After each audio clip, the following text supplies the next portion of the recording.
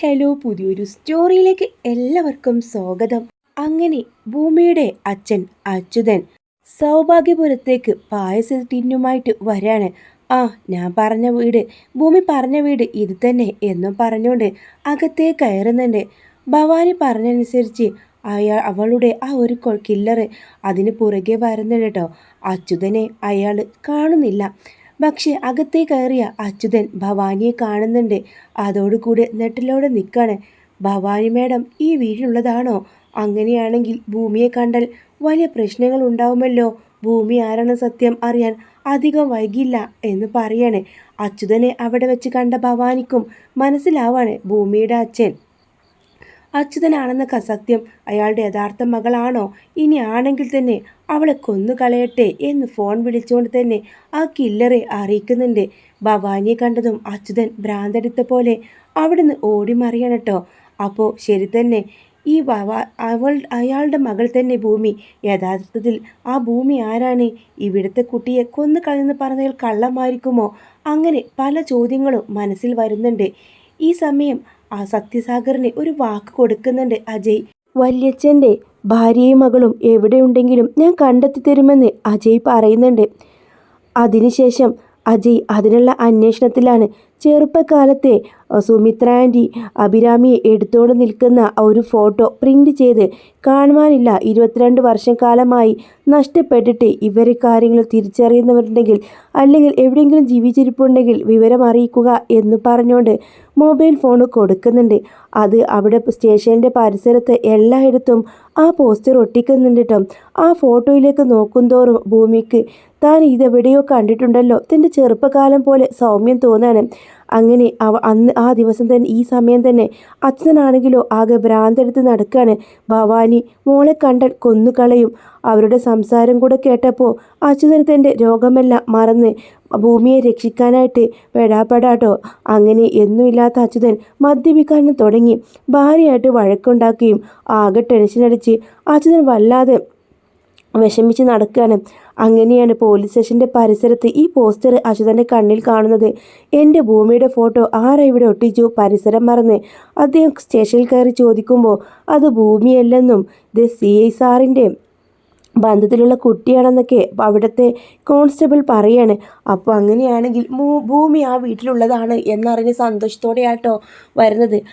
ആ സമയത്ത് തന്നെ അച്യുതൻ കൊലപ്പെടുന്നുണ്ട്. അച്യുതനെ എല്ലാ സത്യങ്ങളും തുറന്നു പറയും എന്ന് കരുതിക്കൊണ്ട് ഭവാനിയുടെ ഗുണ്ട അച്യുതനെ കൊലപ്പെടുത്താണ്. അതോടുകൂടെ ഭൂമിയുടെ അമ്മ ജയിലിലും ആവുകയാണ് കേട്ടോ അച്ഛനെ കൊലപ്പെടുത്തിയ കേസിൽ. അങ്ങനെ ഇരിക്കുകയാണ്. ഈ ഒരു സംഭവത്തിന് ശേഷമാണ് കേട്ടോ ഭൂമിയായിട്ടുള്ള അജയുടെ വിവാഹം നടക്കുന്നത്. അങ്ങനെ അജയും തിരിച്ചറിയുന്ന ഒരു രംഗമുണ്ട്.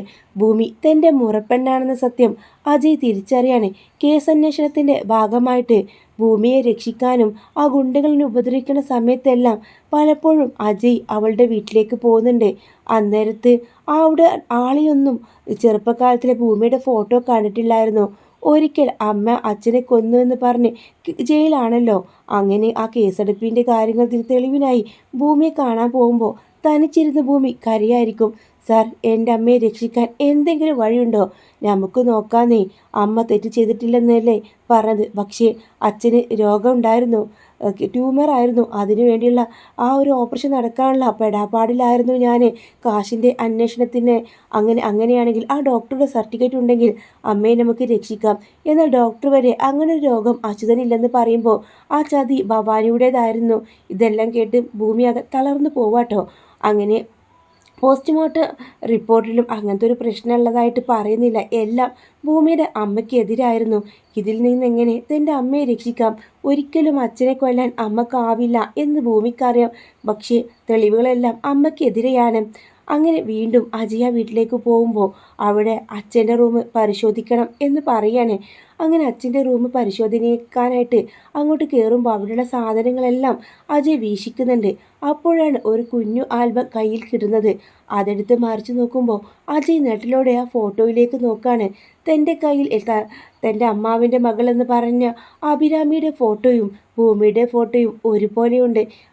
ഇതാരാ എന്ന് ചോദിക്കുന്നുണ്ട് ഭൂമി. ഇത് ഞാൻ തന്നെയാ, അച്ഛൻ എന്നെ എടുത്ത് നിൽക്കുന്നത് കണ്ടില്ലേ? പക്ഷേ ഭൂമിയുടെ വേറെ ഫോട്ടോ വല്ലതുണ്ടോ? ഇതിലും ചെറുപ്പത്തിൽ ഇല്ല. ഈ പ്രായം മുതലുള്ള ഫോട്ടോ എൻ്റേതുള്ളൂ. അതും നോക്കിക്കൊണ്ട് അജയ് അത്ഭുതത്തോടെ അത് അവിടെ തന്നെ തിരികെ വെക്കുന്നുണ്ട്. ഭൂമി അറിയാതെ അതിലൊരെണ്ണം എടുത്തുകൊണ്ട് പോക്കറ്റിലിടുകയും ചെയ്യാണ്. അതിനുശേഷം അവൻ വീട്ടിൽ പോയിട്ട് അവൻ്റെ വലിയച്ഛനെന്ന സത്യസാഗറിനെ കാണുന്നുണ്ട്. എനിക്കൊരു പ്രധാനപ്പെട്ട കാര്യം പറയാനുണ്ട്. അച്യുതനും കുടുംബവും ഇതുവരെ ഈ നാട്ടിലല്ലായിരുന്നു. ഭൂമിക്കൊരു 3 വയസ്സുള്ളപ്പോഴാണ് അവർ ഈ നാട്ടിലേക്ക് വന്നത്.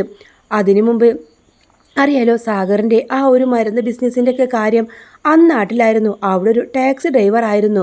പിന്നെ എങ്ങനെയാ അച്യുതൻ ഇവിടെ എത്തിയത്? അതാ മനസ്സിലാവാത്തത്. പിന്നെ ഒരു കാര്യം കണ്ടാൽ വല്യച്ഛന് അത്ഭുതപ്പെട്ടു പോവും എന്നും പറഞ്ഞുകൊണ്ട് കയ്യിലുള്ള ആ ഫോട്ടോ കാണിക്കാനും. ഇത് എൻ്റെ മകൾ അഭിരാമിയല്ലേ? ഈ ഫോട്ടോ എവിടുന്ന് കിട്ടി? അച്യുതൻ്റെ കയ്യിലിരിക്കുന്നത് അഭിരാമി തന്നെ. പക്ഷേ ഇപ്പോൾ അത് ഭൂമിയാണോ എന്ന് സംശയമുണ്ട്. അതെ, ഭൂമിയുടെ ഫോട്ടോയാണ് ഇത്. അപ്പോൾ അങ്ങനെയാണെങ്കിൽ ഭൂമി എൻ്റെ മകൾ അഭിരാമിയാണോ? സംശയിക്കണം. എന്തോ ഒരു അച്യുതന് ആ നാട് വിട്ട് ഇവിടേക്ക് വന്ന് താമസിക്കണമെങ്കിൽ ആരോ ഭയന്നിട്ടാണല്ലോ അങ്ങനെ ചെയ്തിട്ടുള്ളത്. അതിൻ്റെ പിന്നിൽ എന്തോ ഒരു രഹസ്യമുണ്ട്. അങ്ങനെയാണെങ്കിൽ ഭൂമിയുടെ അമ്മയിൽ നിന്ന് സത്യങ്ങൾ അറിയാലോ. അച്യുതനിപ്പോൾ ജീവിച്ചിരിക്കില്ല. അതെ, അവർക്ക് ഇതുവരെ മറ്റൊരു മക്കളും ഇല്ല. അങ്ങനെ നോക്കുകയാണെങ്കിൽ ഒരുപക്ഷെ അവർക്ക് 2 പേർക്കും കുട്ടികൾ ഉണ്ടായിരിക്കില്ല. ഭൂമിയെ അവർ കയ്യിൽ എങ്ങനെയെങ്കിലും കിട്ടിയതായിരിക്കാം. അങ്ങനെ ജയിലിൽ വെച്ച് ഭൂമിയുടെ അമ്മയ്ക്കരികിലേക്ക് അജയും സത്യസാഗറും വരുന്നുണ്ട്. ഞങ്ങൾക്ക് ഒരു കാര്യം സംസാരിക്കാനുണ്ട്. നിങ്ങളെ ഏത് വിധത്തിലും ഞങ്ങൾ രക്ഷിക്കും. അച്യുതനെ നിങ്ങൾക്ക് ഒരിക്കലും കൊല്ലാൻ കഴിയില്ലെന്ന് ഞങ്ങൾക്കറിയാം. പക്ഷേ ഒരേ ഒരു കാര്യത്തിന് മറുപടി പറയണം. എന്നാൽ ഞങ്ങൾക്ക് എന്തെങ്കിലും ചെയ്യാൻ പറ്റുമോ? ദയനീയമായിട്ട് ഭൂമിയുടെ അമ്മ അവരെ നോക്കുന്നുണ്ട്. ഈ കുട്ടി ആരാണെന്ന് ചോദിച്ച് ആ ഫോട്ടോയിലെ കുട്ടിയെ കാണിക്കുന്നുണ്ട്. ഇതെൻ്റെ മകൾ ഭൂമിയാണ്. നിങ്ങൾ പ്രസവിച്ചതാണോ എന്ന് ചോദിക്കുമ്പോൾ നെട്ടിത്തരിച്ച് നോക്കാനട്ടോ. അതെ, സത്യം പറയണം. ഞങ്ങളൊരു അന്വേഷണത്തിലാണ്. സത്യമേ പറയാവൂ. ആ രഹസ്യം ഞങ്ങൾ ആരോടും പറയില്ല. ആ സമയം കണ്ണു നിറഞ്ഞ് പറയുന്നുണ്ട്. അത് പിന്നെ അച്യുതൻ ഒരു ടാക്സി ഡ്രൈവർ ആയിരുന്നു. ഒരിക്കൽ ഓട്ടം കഴിഞ്ഞ് വരുമ്പോൾ ഈ കുഞ്ഞുണ്ടായിരുന്നു കയ്യിൽ. എവിടെന്നാ എന്താന്ന് ചോദിച്ചില്ലേ? അത് സാറേ വലിയ കഥയാണ്. എനിക്കത് പറയാനാവോ എന്നറിയില്ല.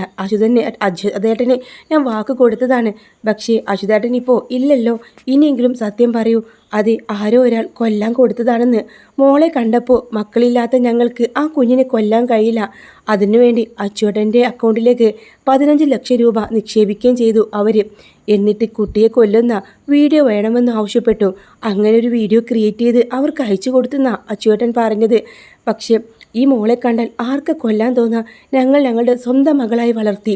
അവരോട് ആ കുഞ്ഞിനെ കൊന്നു കളഞ്ഞെന്ന് പറഞ്ഞു. എന്നിട്ട് രാത്രിക്ക് രാത്രി ഞങ്ങൾ ആ നാട് വിട്ട് ഇങ്ങോട്ട് പോന്നു. അതാ ഉണ്ടായത്. ആ സമയം ഇവർക്ക് മനസ്സിലാവാണ് അഭിരാമി എന്നത് ഭൂമി എന്നത് ഞങ്ങളുടെ മകൾ അഭിരാമി ആണെന്ന സത്യം. മുറപ്പെണ്ണിനെ കല്യാണം കഴിക്കാൻ ആ സമയത്ത് അജയ്ക്ക് യാതൊരു മടിയില്ലാട്ടോ. പക്ഷേ 2 പേരും കുറച്ച് നാളുകൾ സെപ്പറേറ്റൊക്കെ ആയിട്ടാണ് കിടക്കുന്നത്. അജയുടെ മനസ്സിൽ മറ്റൊരു പെൺകുട്ടി ഉണ്ടല്ലോ, അവളെ മാത്രമേ സ്നേഹിക്കാൻ കഴിയുമെന്ന് അജയ് പറയുകയും ചെയ്യാണ്.